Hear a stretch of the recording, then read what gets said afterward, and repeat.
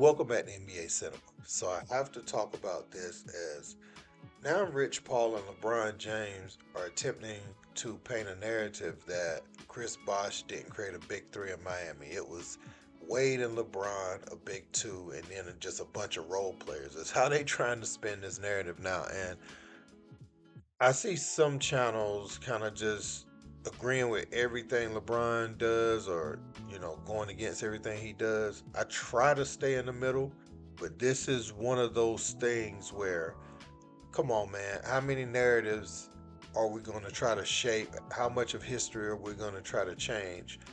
Chris Bosh was coming off of a 24-point, little under 11 rebound season, shooting 50 from the field.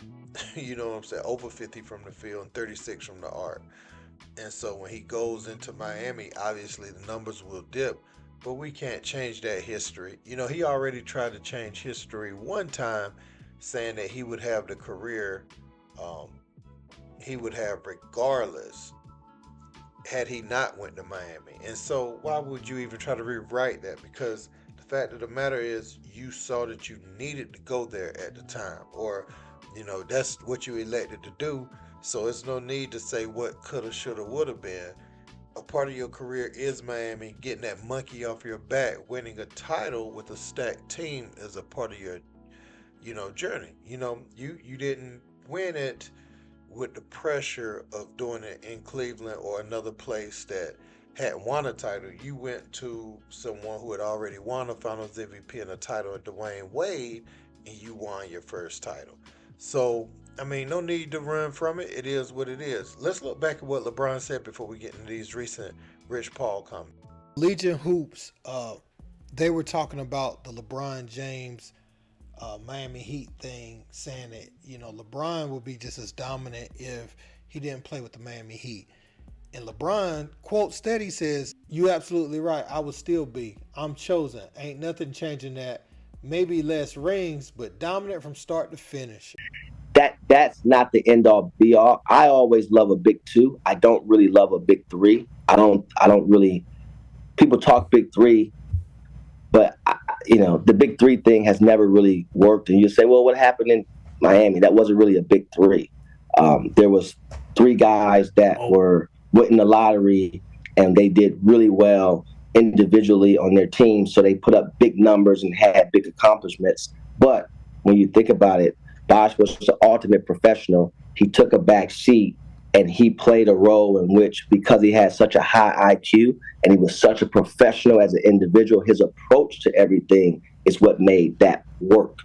When you look in Boston, okay, you can say Ray Allen and Kevin Garnett and Paul Pierce was a big three. Again, Rondo. Thinking about names, but the way that offense was ran, Rondo's capability during that time, it was a lot different. When you've seen people go for that, it never really worked. And I've had this conversation with several different, owners of teams. Now, the reason that doesn't work for me is because not long ago, LeBron said this on Pat McAfee's show. And then you look at the big four that Boston had. Everybody talk about the big three, but everybody always decides that for some odd reason that Rondo wasn't as great as Rondo was. Yeah, it's always just the big three. He's Not from me. Boston. Not me. LeBron's always saying they say that. the big three, but fucking Rondo was when he was a dog. He brought it all. He made it all work with those guys because Ray wasn't bringing the ball up. You had Ray flying around. You had Paul when he get it at a certain spot, and Paul was a killer. And then you had KG was anchoring the defense, and also, you throw it to the low post. But they all started with the mind, and that was with Rondo. Okay, now you see how he tried to make Rondo part of that big three. Rondo was a point guard, yes. But you see someone like LeBron James, for every player that he's made better in Cleveland and places like that, he always had the ball in his hand. You could look at Ray Allen's skill set, Paul Pierce's skill set, KG's skill set. They allowed a point guard to be a point guard.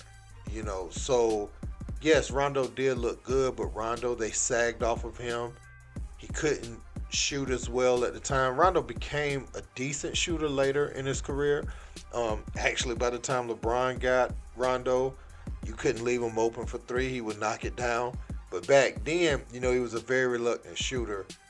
And you had someone like Ray Allen, running off multiple screens. Paul Pierce, an elite scorer. KG could knock down that foul line shot, take his man, lob threat, and really just was their defensive intensity. So they were a big three, but also it's important to note this.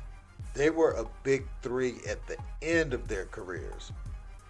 Rondo was a new player and he shined in his role. But if you want to talk about a role player, he was more of a big time role player for that Boston team, who orchestrated the offense and started in his role. But Bosh was more of already making all-star teams and stuff like that. Rondo was an up-and-coming player still making his name at the time. So let me guess, they're going to tell me Kendrick Perkins was a superstar. He was Bill Russell on defense. That's going to be the next thing they're going to tell me, about. Well, they probably won't say that now because they're upset with Perk and some of the things he says on First Take and on his shows. But this is always kind of been my problem with what LeBron has going on. Your career is great enough. People are just measuring it against Michael Jordan. And so it looks like you try to go back and clean up some things. I remember he said that,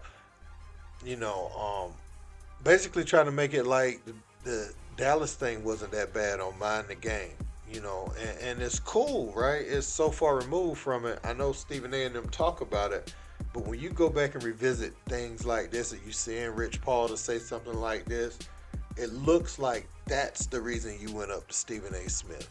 It looks like it ain't got nothing to do with Bronny, and it looked like you mad that somebody, says these things about your career, but you just use the Bronny thing because you're like, oh, that's a good way in. It won't make me look lame or weak to go at Stephen A. Smith if I say, the as a father thing bothered me. And so this the kind of stuff that gives credence to what Stephen A. Smith's saying. And I've criticized Stephen A. Smith in the past for several of his takes and several things that he's done, but come on, LeBron and Rich Paul and Clutch. It's hard to take y'all serious when you're trying to rewrite history in our face. You're trying to say, y'all trying to sell us that Bronny earned, his draft position at 55, trying to make it like a 55th draft pick ain't still a great accomplishment for a lot of people. That's disrespect to the people that average 18, 20 points in college, trying to write that off as anybody could have got picked at 55 off of potential. It ain't never worked like that.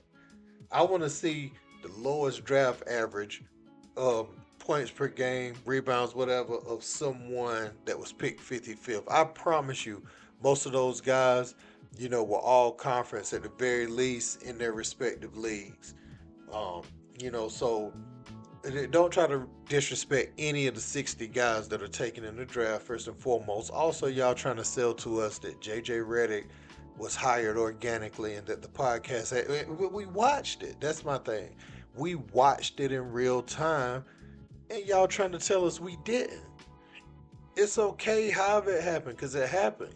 I ain't sweating it, but the part that's irritating is that y'all say we stupid basically by, saying, oh, that didn't happen. And we watched it happen in real time. We watched you hand select your coach.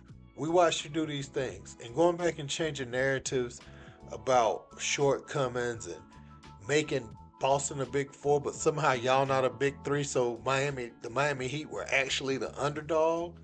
Come on, man. Come on.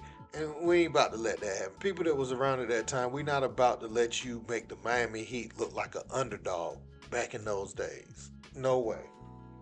So let me know what you guys think in the comments. Don't forget to like, share, and subscribe. Till next time, peace.